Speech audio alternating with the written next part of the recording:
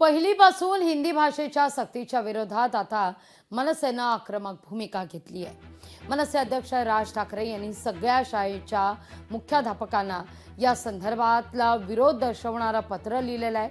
आज मनसेचे नेते यशवंत किल्लेदार माहीमच्या बॉम्बे स्कॉटिश शाळेमध्ये हे पत्र घेऊन निवेदन घेऊन पोहोचले होते।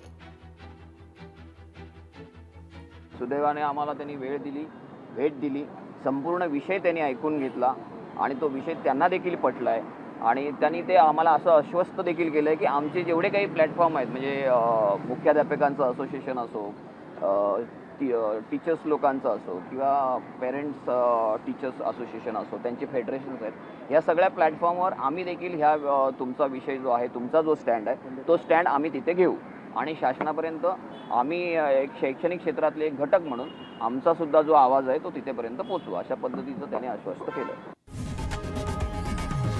लोकशाही मराठी ऐका, पहा, जागरूक रहा।